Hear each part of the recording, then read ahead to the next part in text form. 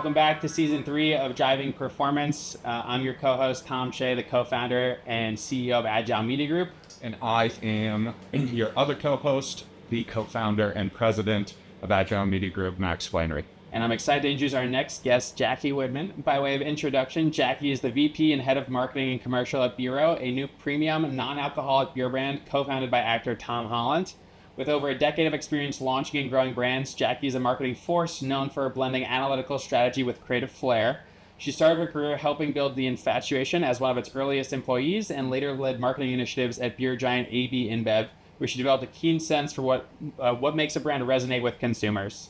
Now at BERO, Jackie's taking on the booming but competitive non-alcoholic beverage space, aiming to position BERO as the new gold standard for NA beer, not a substitute for regular beer, but an additive lifestyle choice.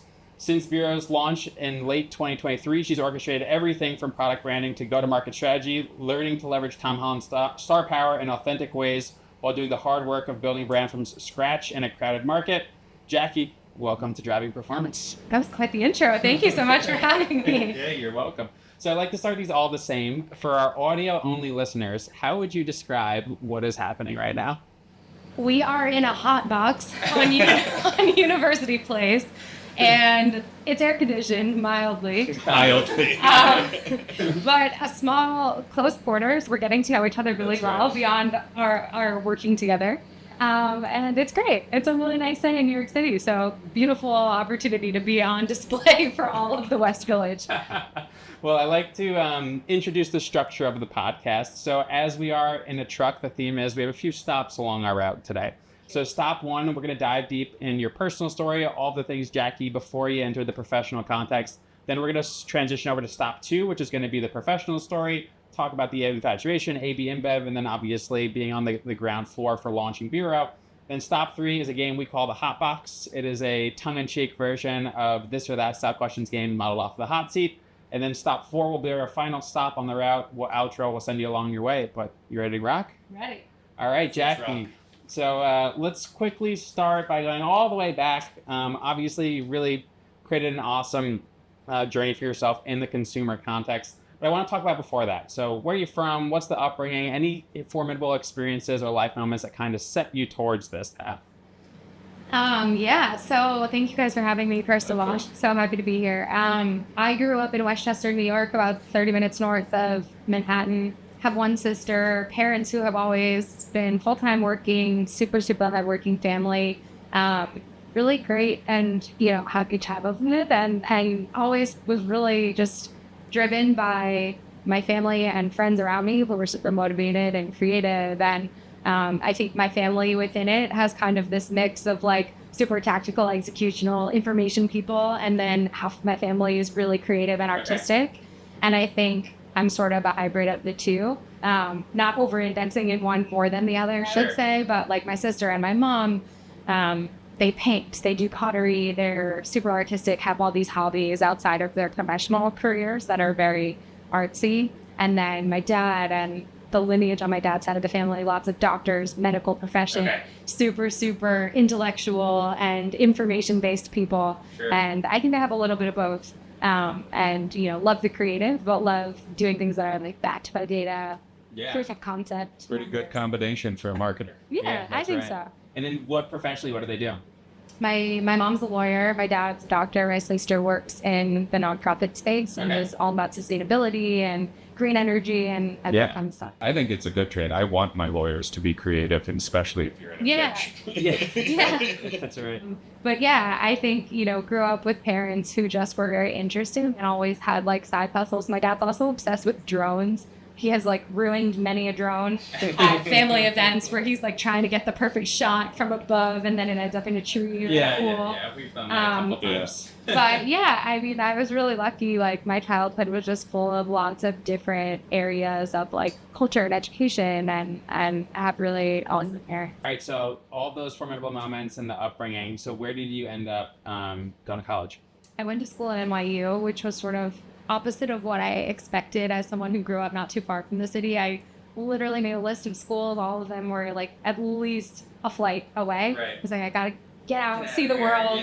And then my mom actually said, you know, you seem to be interested in like marketing and communications and this world, which is hard to know when you're 17, right? Like what you're really interested in. But she was like, you're creative, you know, you like to learn about business. There could be something at NYU for you. You should go look at this one specific major, go to the info session. I won't even come with you, like bring a friend. Sure. She made it very casual. I was like, just go like check it out.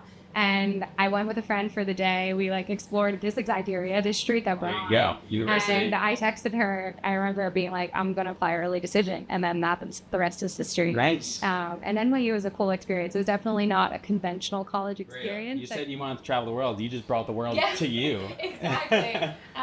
But have met so many amazing people, you know, in the years that I was there that I still keep in touch with. Like my freshman year roommate, I had, you know, 2 from Philadelphia, 1 from Colombia in South America who had like such an interesting upbringing and just met really interesting, smart people. Yeah, the melting pot. Was it a specific program that you applied into? Yeah, it was the media culture communications major. And like I was very lucky during that time to just get access to a lot of internships during this semester. So while I was here, I was able to sort of like rule out things that I liked, things that I didn't like just from that experience. Yes. Great. So let's talk about that. Because before we get to the infatuation and the post-grad life, how did you find NYU? What did you study? What were some of those early professional experiences? And also speaking about NYU, like I feel like you grew up way faster than the average college student. You're not in this bubble. I mean, the city's your campus. I've said that actually a lot when people say like, what's the deal with NYU? And I'm like, you grow up fast, you become an adult like 3 years before your friends do, because you're sort of in the environment of going out to bars and restaurants that post-grad people go to, but you're 18, 19, trying to figure it out. And sometimes seeking it depending on where you're going. But yeah, I took a lot of different classes, like some in the business school, which were really interesting. I took some about like film and television. I took some about honor guard, and I got to study abroad in Buenos Aires, Argentina, which was really an amazing privilege of an experience, and I was so lucky to have. And took a bit of Spanish to continue what I had started in high school or sub. But yeah, I loved it. It was very like diverse in terms of the coursework that you could be a part of, but also the people that were there were just from all around the world, which I don't think can be said for every college. It's a really interesting group of people who all want desperately to like explore Manhattan, make a name for themselves. It was like a very ambitious group of people. Yeah, and I love that. And so what did you get involved in? What did you have internships? Tell us about sort of as we tee up the post-grad life. Yeah. I had probably 5 or 6 internships. I have to see what I can remember. Yeah. My first internship was at a company called Magnum Photos, which is like, I don't even know how to describe it. This is some of this like had to be cut, but this was like 2010. It's like a photo database where the images to be licensed, kind of like a Getty but with more like artful photography, not just street style and stock imagery. Yeah, so that was interesting. It was more like a cataloging admin type of internship. Sure. I interned at Time Out New York for about 6 months during school, which was very cool. Interesting. That's going to parallel well. I interned at the Met Museum in the publicity department, which was really interesting as well. Especially like going to the Met for my internship, taking a subway up to that from school. That's the main character energy show right there. I felt very Gossip Girl, and I was in college when Gossip Girl was filming, and I was like, oh my gosh, I'm Serena. But yeah, there were some really good ones. I interned at like a PR firm, learned that I didn't want to do that. Which, it's important. Put the extras on those things. And yeah, I just had some interesting experiences. Those were the notable ones for sure. Got it. And so transitioning to your post-grad Infatuation, how did that even come together first before we talk about Infatuation? Were you interning there? Was it post-grad application? Yeah, so I technically didn't graduate early, but I was done with almost all of my courses except for one by December of my senior year. And I reached out to the Infatuation via cold email. There we go. November. Scrapping, baby. November of 2014. The founder, one of the co-founders, is actually from Scarsdale, which is the town over from where I'm from. And there's this iconic wing place called Candlelight. Maybe you've heard of it, depending on where you're from. Add it to the list, though. If you feel like taking a 30-minute drive for the best wings of your life, nothing in New York City can compare, I think. Sure.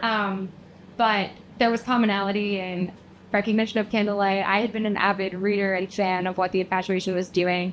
Didn't have any aspirations to be a food writer, but was just kind of obsessed with like the community that they were building, the fandom around it, and was like, there's something interesting in marketing and partnerships there. I don't know if they're hiring. But I sent them a cold email and was just like, tried to make the email in the tone of their content. Okay. And was sort of like, hey, here's why you should hire me. They're very matter of fact. Their whole thesis was built on like, we want to read and write restaurant reviews that sound like you and I having a conversation about what you liked and didn't like about a restaurant and why you should try it. And I wrote them an email that was kind of just like that I can say, I'm in college, but I'm graduating soon. I'm free starting Gen 1, you know, would love to chat.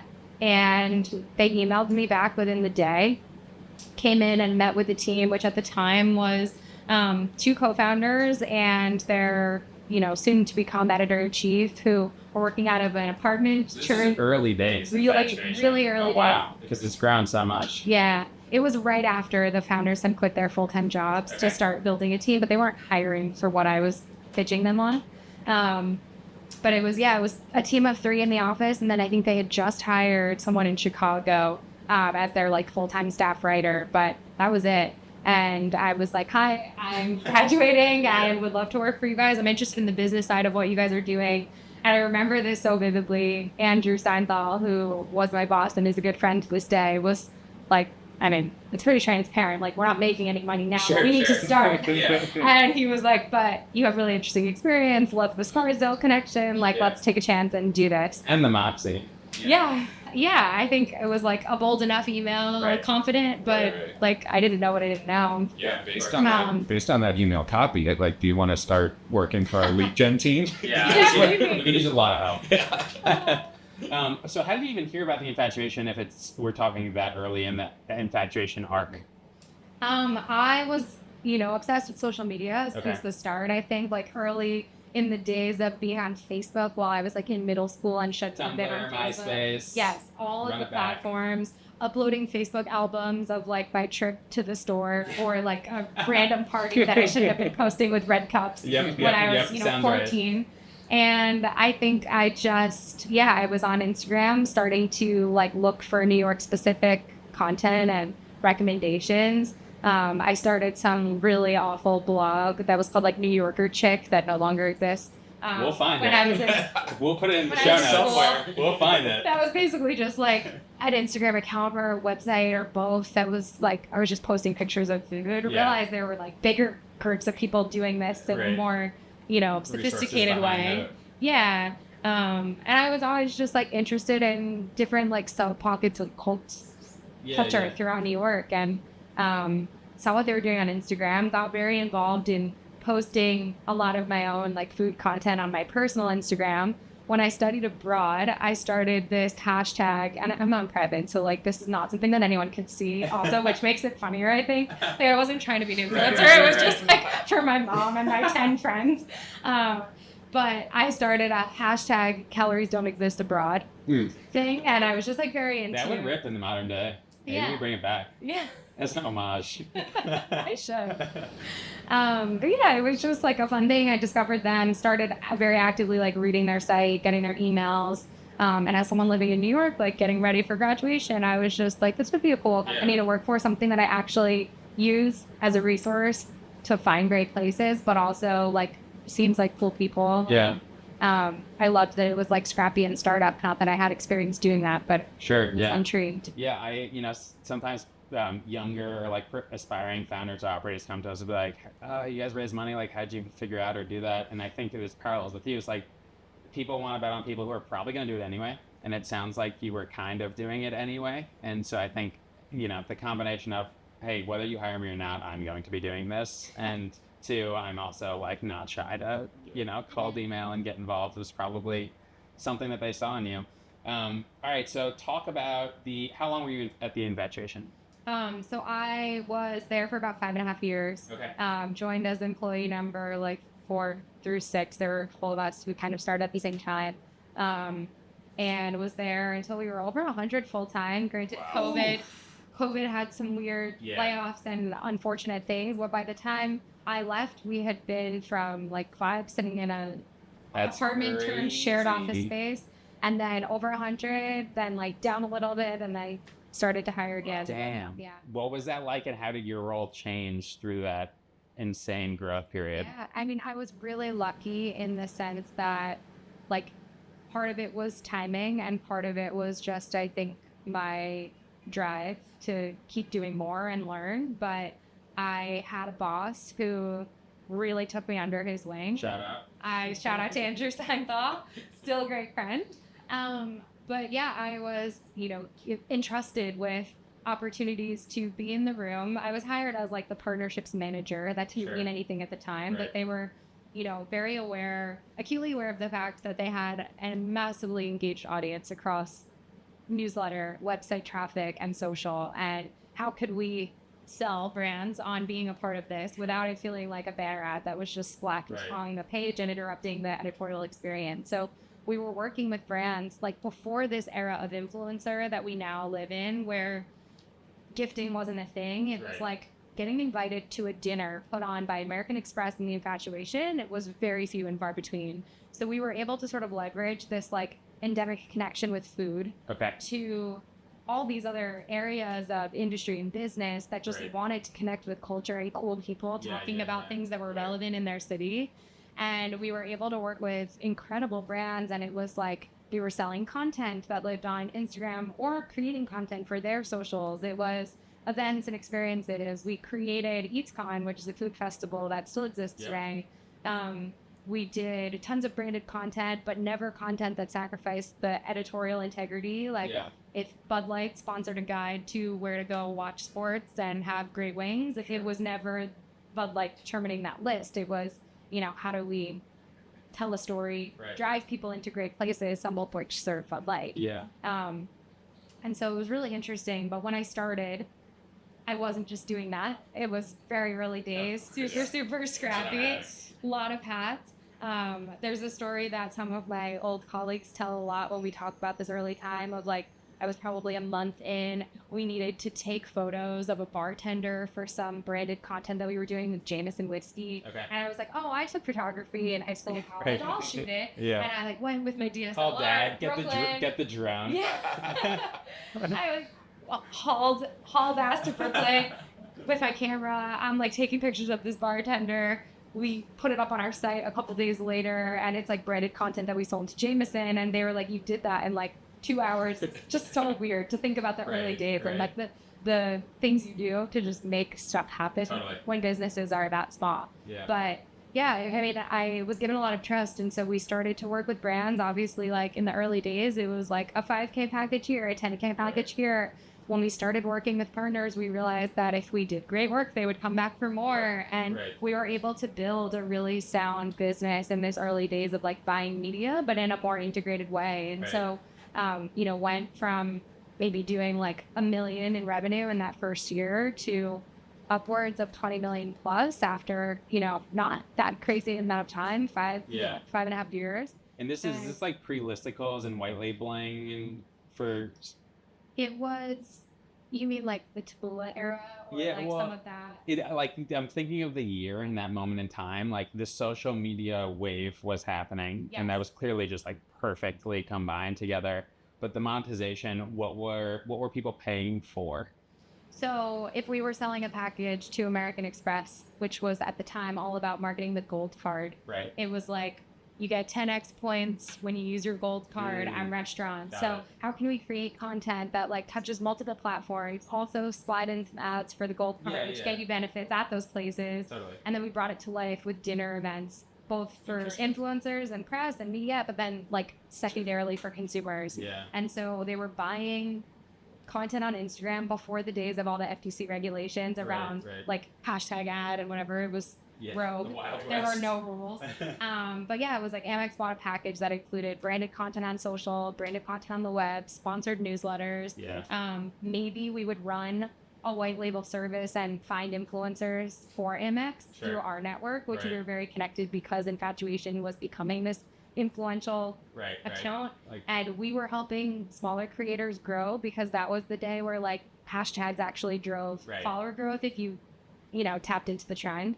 So it was really interesting. And, we were able to build this really effective ecosystem where we were, in some cases, just leveraging our own platforms and pushing content out because we were growing quickly, very organically.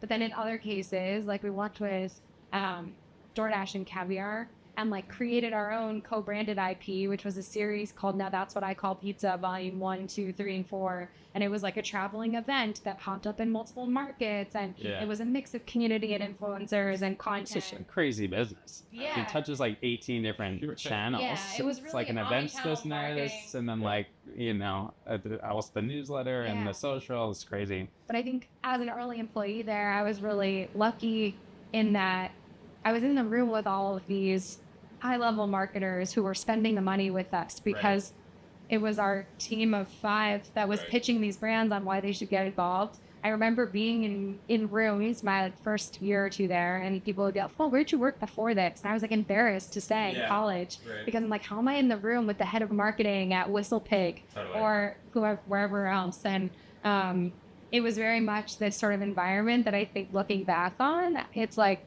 I certainly made the most of it in terms of, you know, making myself a presence that was known, became friends with the clients that we were working with, really tried to develop those relationships and build long-standing partnerships. So, you know, we had Don Julio, American Express, partners for the entire time that I was there. And a lot of that was just because there was personal connection, ability to really iterate on what was working and what wasn't working. And we were doing a lot of agency style services in-house, but we just didn't market it as that. Yeah. How are you guys finding clients? Like what did we were obviously joking about the cold email thing, but I'm always curious how B2B firms like that are attracting those huge brands. I think a lot of the early days, and I don't want to speak for Andrew and Chris on this, but I think it came from their past lives in the music business. Andrew had led publicity at Warner Brothers. Chris was leading marketing at Atlantic. They started the Infatuation. They had tons of brand relationships through their past life working with artists. And a lot of it came from the trust that they had already built. And then a lot of it came through inbound as we started to get bigger and brands were starting to be proud of what they did with us. And then we became this like attractive media marketing partner that could be used to help grow small businesses or big businesses. This just became like the center of culture. I feel like, and like people flock to that. Okay, so I think that's a good. You could have also just told them it wasn't college. I ran comms at the Met. Yeah, that one would have probably landed pretty well. But let's quickly talk before we get to BERO, which I'm excited to get to. Everything. So why do you leave the Infatuation? Where do you go next? And then how do we get to AB InBev? Yeah. So after a good stint at the Infatuation, I was kind of in the process of thinking about what was next. Got an opportunity through a connection I had made in my time there to start to kind of build up an account management team inside a media agency that was really in on the live streaming space before that became a need during COVID. And our business had taken a hit during COVID. It was sort of like the right time to make a move potentially. So went over there as their like account management lead. They were a small company that had been around for a while. They now are owned by Horizon Media, but came on to build their account management client services division. We did some really cool programs actually with Tito's Vodka and Anheuser-Busch, and a couple of other great brands, Grubhub. We did a whole series, and they were all about like, how do we take what people were doing experientially, bring it to you during this time when brands couldn't spend money on events and sponsorships? So it was a lot of like pre-recorded content that was then produced as a live stream with like interactive online moments so that they could drive brand equity and awareness. So like, you know, giveaways and live interaction moments online. So led that for a little over a year. Agency life was just not really where I like felt like my cup was being filled. And I really wanted to be in-house and help build something again, and had kind of dabbled in a little bit of freelance stuff on the side while doing the agency work as well. And then ended up reaching out by way of Andrew from the Infatuation connected me with Chelsea Phillips, who was my old manager at Anheuser-Busch, and she was hiring for this new team called Launchpad, which was their best effort at really taking this idea of building new brands from the ground up and taking small brands that they've acquired and helping pilot them, grow them. The corporate venture almost. Yeah, corporate venture. And it was the first like brand team that they had created that was specifically focused on that. So came in there, was given a lot of opportunity to work on 5 or 6 brands during my time there. I was there for a little over 2 years. The team was great. I learned so much about the beverage industry. Yeah. You think you know when you work through your tier system I'm like, and all the crazy mumbo jumbo. When Anheuser-Busch had been a client of the Infatuation, Don Julio had been a client, I was like, oh, I know what it's like to work in beverage. And then you go in-house and you're like, whoa, this is boot camp beyond belief. Yeah. And it was super fun.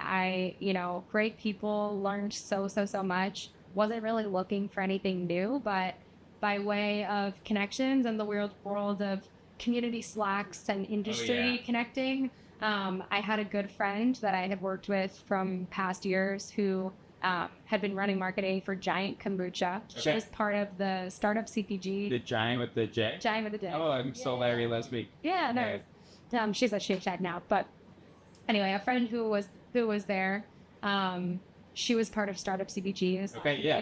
No, we love them. And they're they're great. Shout out to Daniel. Yeah, that guy works hard. He does. And I was not a member of it. I didn't even know it existed when I was at Anheuser-Busch. I feel like it was too big corporate that we were like so unaware of all the sort of like pockets of culture that exist within the world of beverage and CPG. But she saw my now boss, John, post looking for a head of marketing for a venture-backed, celebrity-founded startup. No other information was given. Yep. She sent me a screenshot and was like, this sounds like it would be perfect for you. I don't know if you'd be interested. And I said, do you know this guy? And she said, no. And I said, okay, well, happy for you to send him my resume if it makes sense. But again, like total shot in the dark. Yeah. He reacted positively to the resume and we got on a couple calls. And this was like over winter break in December of 2023. Okay. Had a bunch of meetings. Realized once I had sort of met all the people he had hired already, which was our brewmaster, our SVP of operations, and then a few of our investors from Imaginary. I was like, I really want this job. And they had me do like a 30, 60, 90. How would you tackle this? You don't have a brand, but like, what would your first couple months look like? And it was Christmas break. And I was with my boyfriend's family for the first year of us spending the holidays together. Yeah. And I was like, I have a project I need to work on, so I'm going to see myself out. And went really hard on, trying to position my experience in the best light possible because I was really, really passionate about the non-alc space and just excited about all the people I had met. I really wanted to like be a part of something from the founding team again. And it felt like right place, right time. Yeah. And right background. Yeah, it was cool. The AB InBev experience, I was expecting my questions was going to be, okay, from the ground up, Infatuation, like this really early days scrappy startup, then AB InBev, but it sounds like that exposure was kind of skewed or fairly unique in the AB InBev org in that it was these like early stage experiences. Yeah. And then that's actually been the through line. I thought it was going to be like a pivot back. It was a mix because I worked on a couple brands that we fully incubated and created in-house. And then I worked on a couple of joint ventures where there were outside founders and there was maybe a new product line extension or a new product altogether, but that was created in partnership. So it was interestingly a really nice tee up for like the stakeholder management that's involved in my job now. Awesome. But kind of a weird through line that was not intentional whatsoever. Yeah. All right. Stop number 2. We're excited to talk about BERO. I'm going to let you introduce them. Then we are going to do a nice cheers of the product. So first off, please introduce BERO. Tell us a little bit about the founder, the origin story, and then we could dive deeper on what the experience has been for launch and post-launch. Awesome. Well, so this is BERO. We are a premium non-alcoholic beer. We launched the company in October of last year, 2024, and Tom Holland is our founder and creative visionary behind really everything that we do. But the brand was created, derived from his own experience going through his first ever dry January a couple of years ago and really wanted to create a product that was for him during this time of, coming into adulthood, being at bars, being at restaurants with friends, going to the pub, and craving this social inclusion, but not wanting the effects of something like alcohol, which obviously we all know how drinking too much can make you feel. But every time I drink, my aura ring will tell you. Screams at me. But yeah, we created this product because we really felt like the non-alcoholic market is booming right now. People are so focused on their health, their wellness, and really making choices that are better for you. So whether you're sober like Tom and have this journey of sobriety that you might be going on with your first ever dry January, or participating in a sober October, that's amazing. And BERO is for you. But also BERO is for the person, that I identify as someone who might want a martini, but wants to follow it with a BERO because I've got things to do and I'm ambitious and driven and I want to make the most of all of my time, whether that's socially, professionally, with family and friends, and really just wanting to maximize life. And so I think that's been a lot of our ethos with the creation of BERO, is really about like saying yes to all the things in life that spark joy and doing more and not taking away anything. So a lot of brands out there, we did a whole audit very early on before we created any of the packaging. We did any of the branding or comm strategy. Noticed that a lot of the brands in the space are sort of speaking to NA products as lesser than, not on purpose necessarily, but it was sort of a part of the like, no alcohol, no hangover, no problems. And we wanted to flip that on its head a little bit with our comm strategy and sort of say, why does this have to be anything less than what you expect? So expect nothing less has been a tagline that we've sort of led with, that you'll see on our website and in other places. But really this idea of like being a beer that does both. So we are for the high performer. We are for the person who loves to go out and dance at the bar. We are for the mom and the dad who might be out watching their kids at soccer, but need to be able to drive them home. They want something great in their hand while they're doing it. And I think the last piece that I'll mention is really on the side of premium. Tom, in his own sobriety journey, looked at so many brands in the space, couldn't really find one that he felt like not only tasted great, but also looked and felt like it represented him and his style and in his life. And we created this really to be this more premium option that people feel proud to hold, because the branding is awesome and it's delicious. And we also wanted to create this kind of movement and community that people would hopefully want to be a part of. And we're still in the very early days of building that. But Tom has been such a huge piece of the puzzle in terms of defining that vision and really driving a lot of the creative strategy since we've been in marketing. Yeah, I love the authenticity of the founding story. And I also, just speaking personally as someone who I think indexes to the category maybe more than the average, what I always loved about it is the being able to say yes, right? Like if you do remove drinking we're in New York City, right? Like you lose half of your social engagements, right? You like it's kind of exclusionary if you're not opting in. And so I've loved having options where you can still participate in those things without it feeling weird or stigmatized. I've also felt there's something ritualistic about it. And, as a psychotic type A person, I love the idea of I still get that ritual even. And I don't know if it's like an associative property, but I feel like at the end of the day, I'm still getting that relaxation that I'm there for the drink in the first place without all of the crazy side effects that come with that. Question for you, what's it like working with Tom? We've talked a lot on this season in particular about celebrity versus creator. I would love to just hear about your experience working with Tom. It sounds like he's really involved and supportive. That's not always the case. What's your experience been like working with Tom? I feel like we are so incredibly lucky to have a founder like Tom. When I started this job and, you learn more about him and his ecosystem and all the layers of his career that are far beyond what the average person gets to see. He's a really busy guy. He has so much on his plate and his schedule is jam-packed and he's super passionate about so many things that he does. But we've been so lucky that BERO has become a really, really top priority in terms of the slate of things that he has on his to-do list. And the best thing about Tom is that he will sometimes just say, hey, on text, I want to see this. What are you guys working on? And I think his proactivity is one of the best things about him. Like he's just incredibly dedicated. He wants to be involved in this for a long time, which is a special thing to find. That's awesome. We talked about the craziness of the alcohol industry and the 3-tier system. Does that apply to a non-alcoholic beer? So it does and it doesn't. It depends on where you want the product to be distributed. So we have been very focused on building an on-premise channel strategy, right? We want to be, one thing we say a lot is we want to be on every bar and restaurant menu across the country, hopefully globally. Almost made a deal out there. There you go. PF Chang's, give me a call. But in order to get in at bars and restaurants, which primarily source their products from traditional beer distributors, we have to build relationships with the distributor network. That process, which I will give a shout out to Declan Duggan, who is our SVP of sales.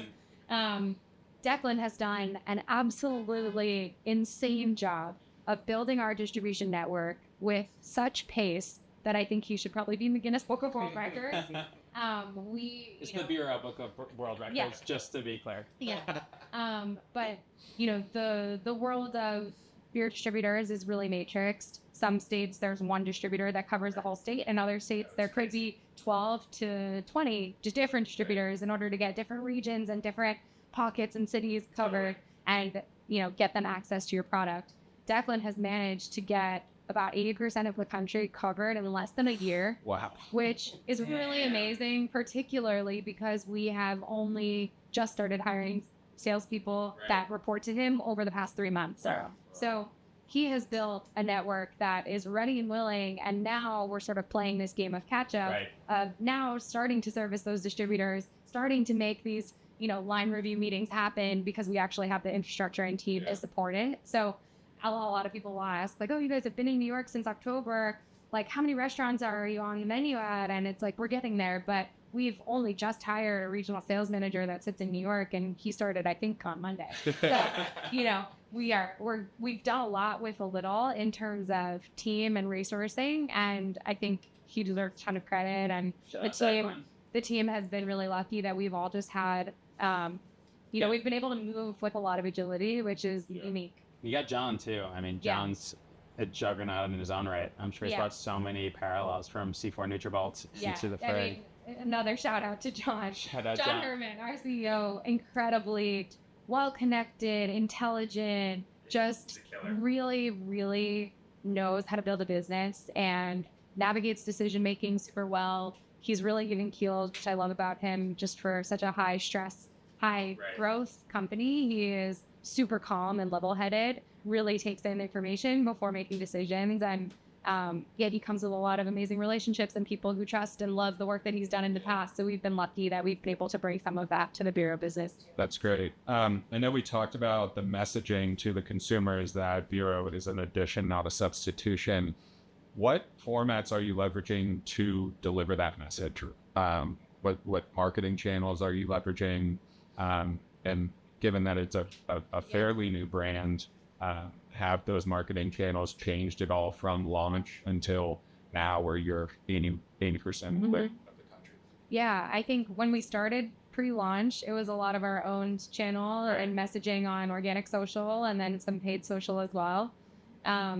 We have onboarded some great PR partners, so we're starting to tell that story through the lens of, earned media coverage. And we've had a lot of different pulse points and initiatives to sort of weave that messaging into. So whether that's a new product launch, whether that's a Dry January campaign, whether that's activity during Wimbledon week, which just happened, we've been able to sort of weave in that messaging without just making it a call to action that's super straightforward every single time. I think it started more simply, and then now we're starting to dabble in the world of retail media for sure, influencers, gifting, giving people a couple of talking points, but letting them riff in their own voice and language. We have a mix of pay to play influencers that we're working with, but then also a really robust gifting and seeding strategy. So it's fun to see how they tell the story of BERO when they're either surprised and delighted with it or if it's part of a program.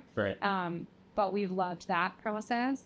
And then we're doing a ton of events where I think content creation at those events. You're on tour right now. Tell us about where you just came from. Literally 12 hours ago. Yeah. So just landed after a crazy 10 days or so in London. BERO had its first kind of dip into Wimbledon, not as an official sponsor of the tournament, but really trying to find cool adjacent opportunities during a very saturated and high trafficked week with influencers and celebrities and media, to make a couple of moments that were really fun for the brand in London. So we had a couple that I'll quickly shout out, but Chase Sapphire has become an amazing partner of ours. We launched BERO in the airport lounges a couple months ago. Infatuation, baby. Yeah. We're back. Relationships are everything, let me tell you.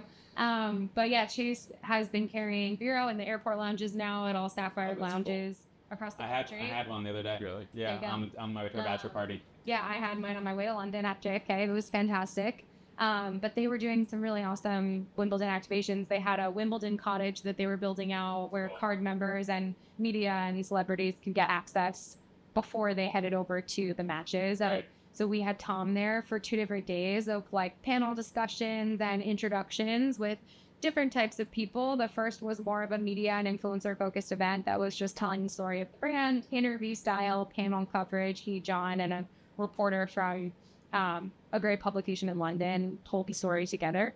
And then the second day was more of a like networking opportunity. They were hosting a bunch of travel executives from different hotels and hospitality groups and really high level people who were excited to get introduced to Tom, meet the brand, taste it, see it, feel it. And so those were 2 great opportunities that we had. And then we created our first brand owned moment, which we're calling the BERO Padel Classic. That might have gotten more earned media impressions than Wimbledon. I think if we're tracking properly from our agency partners as we've been tabulating, things are still coming in, but it was close to 1 billion impressions in the course of the week, which is pretty incredible.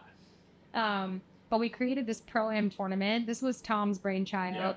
He brought it up at our board meeting in the end of April, which we had been sort of talking about what our Wimbledon week could look like. And he was like, no, let's do it. Let's make it happen. So with a lot of efforts and, not enough shout outs to even count to the partners and freelancers and teams that I brought on to help us do this. But we pulled it together in less than 3 months and had some amazing celebrities play in the tournament. So it was a celebrity paired with a professional. So we had like Arturo Coelho and Simu Liu and Jay Shetty and Juan Martin Diaz and some of the #1 players in the world and in the UK playing alongside of amazing celebrity talent. So it was a really cool day. I think one of the proudest moments for us was that we created this event, to bring community together. Granted, it was a more VIP curated group of community members, but the earned media that came from it, it's really paid to be there. Right. Aside from a couple of the really top athletes, but we, made an effort to make an experience that felt premium, that felt not stiff. So people weren't walking around expecting paparazzi. There was no, none of this nervousness or anxiety that comes from these big celebrity moments and events where you're, afraid to be yourself. It was very inclusive. It was very Tom to its core. And so many people with massive followings, both on and offline, shared about it. And we grew, over probably at this point about 20K followers across social platforms, on Instagram and on TikTok, which is really hard, especially on Instagram right now. But the content that came from it, the relationship building, we had some great sales leads that came from it in terms of UK distribution. And it was just a great way to bring the world of BERO to life in an environment that was totally BERO owned and controlled. Awesome. And we also had some great sponsors that came in last minute. So Chase came in, Aston Martin came in, Chase came in, and we had Viore come in as well. And they did a whole gifting suite with collab merch items and that's us. Decked out the place. Well, you guys are making me thirsty. Yeah, so yes, let's crack a beer. We're at stop 3, the hot box. And so before we start stop 3, I want to, we want to get a little bit of a cheers moment, some live UGC of the BERO product. So Jackie, which SKU do we have here? So this is the Kingston Golden Pills. It's our take on a really crispy and refreshing European lager. This is my favorite if I just want a pulled great beer. It goes well with or without food, but I think if you're going to eat it with food, it's great with a burger. It's great with grilled chicken, summer barbecue. And it's just really refreshing, delicious, and I think better than anything else on the market. All right, well, let's see. Ready? Let's get it on the mic. Should we shotgun them? No. Nice. Cheers. Cheers. Thank you for having Cheers, me. guys.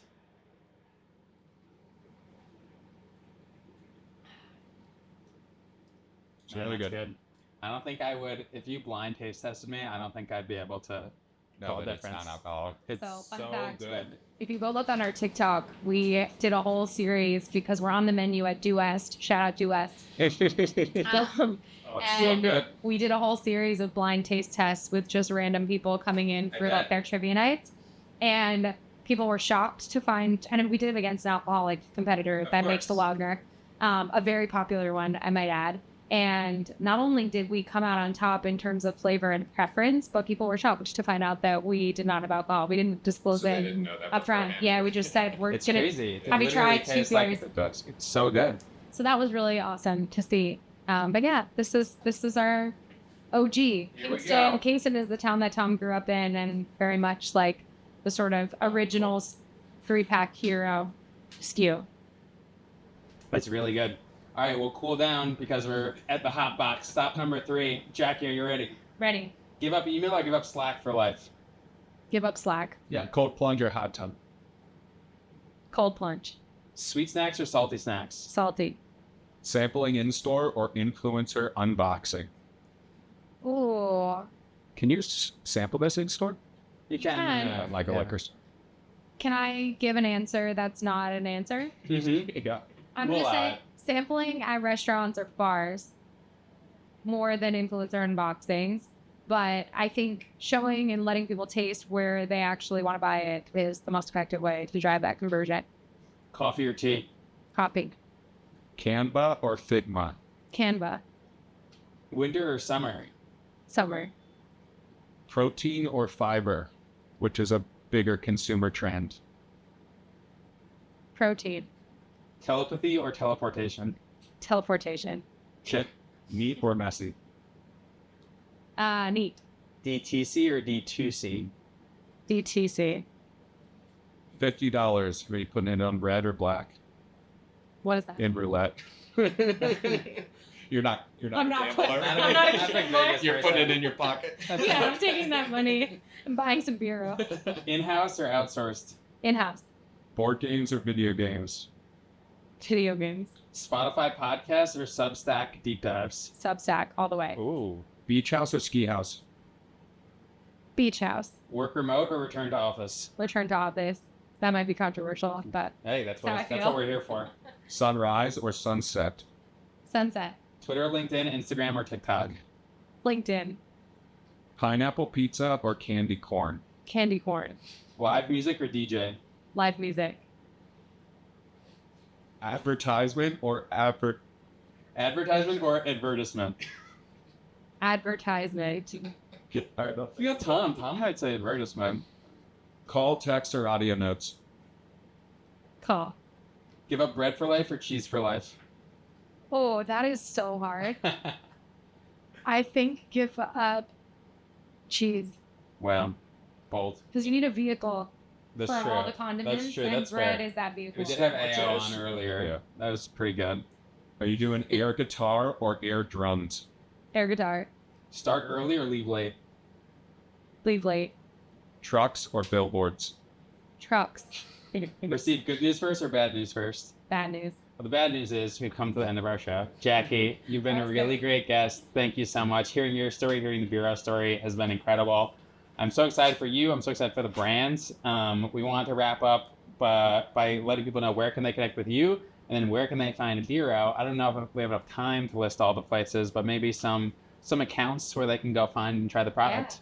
Well, you can find BERO in a lot of different places. You can find us at BERObrewing.com. You can find us on Amazon. You can find us at Target, Sprouts, Total Wine, Erewhon, Bevmo. The list goes on. We're going to have to start doing where can't we find BERO. Yeah. Shout And out Declan. we have an amazing shout out Declan. We have an amazing store locator that's starting to get populated with all the great retailers and bars that stock with our products. So check that out. You can find me on LinkedIn and on TikTok. My Instagram is just private, personal. We can also find you at Calories Up Count Abroad. You can I was hashtag calories don't exist abroad. I was just going to say, she says her Instagram private, but just a peek. Yeah. Calories don't count for Exactly. Well, cheers, guys. Cheers. Thanks so much, Jackie.